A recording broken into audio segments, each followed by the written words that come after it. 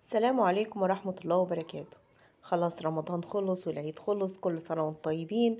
وهنبتدي بقى نحضر تاني فطار وغدا وعشاء. هنعمل بقى معاكم طبق بسيط جدا وسهل وفي نفس الوقت طعم جدا.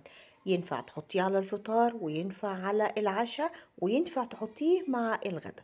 هيبقى طبق لذيذ جدا وفي نفس الوقت مش مكلف وإمكانياته موجودة عندك في البيت.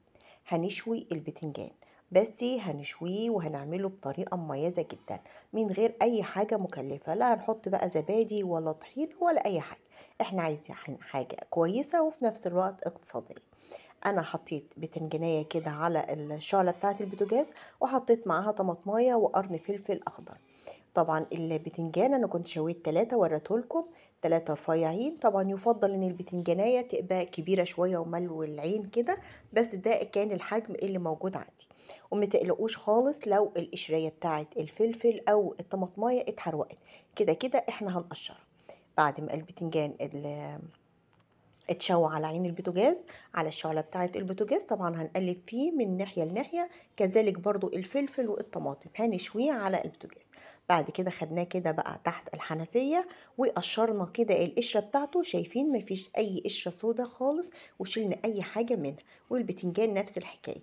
وبعد كده صفناه من المية، وخدنا الطماطماية قطعناها قطع صغيرة والفلفل قطع صغيرة، وبالشوكة بقى أو هرسة البطاطس، وهنهرس البرنجان كده مع الطماطم مع الفلفل. هندخلهم كلهم في بعضهم بابا غنوج، بس بشكل اقتصادي من غير طحينة ومن غير زبادي. طبعا لو متوفر عندك وحابة تحطيه حطيه، مش حابة تحطيه هو بالشكل ده وبالمكونات اللي احنا هنحطها طعم جدا. بعد ما قلبناه كده في بعضه هننزل بقى بالملح، وهنحط كمان فلفل اسود. ولو انت حابه تحطي كمون حطي كمون، بس انا يعني مش بحب الكمون قد كده في الاكل، فما حطيتش كمون. بعد كده هحط بقى معلقه من الخل، وهننزل كمان عليه بعصره من عصره ليمون. يعني هنحط خل وليمون مع بعض عشان يزود لي النكهه كده بتاعته، بيبقى طعمه جميل خرافه. جربوه صدقوني هتدمنوه، وخفيف جدا وصحي جدا ومش بيتكلف زيت، ولا نقعد نقلي بقى في زيت برنجان في زيت ويشرشب زيت مننا كده وحاجة غير صحية، لا ده صحي جدا. بعد كده حطيت هي معلقة زيت واحدة ومعلقة من الكاتشب.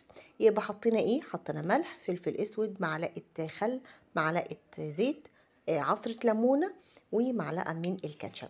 دي اختيارية طبعا، لو مش عندك خلاص مش مشكلة، هنكتفي بالطماطمية المشوية. قلبناه، بس انا بعد ما قلبته انا كنت نسيت احط شوية من الثوم البودر، شوية ثوم بودر وشوية بصل بودر. أنا مش بحط ثوم صحيح علشان يعني الثوم بيتعب المعدة وبيتعب القولون، يعني كتير مش بيحبوا، فأنا بحط ثوم بودر وشوية من البصل البودر، ونقلبهم في بعضهم، وكده الطبق بتاعنا بقى جاهز. طبق خفيف صحي مش هتشبعوا منه، اقتصادي جدا، مكوناته موجودة في البيت. هتحطيه على الفطار، تحطيه على العشاء، تحطيه جنب الغدا، جنب السمك، مش هيقول لا. جربوه صدقوني هيعجبكم جدا. واترككم في رعاية الله، والسلام عليكم ورحمة الله.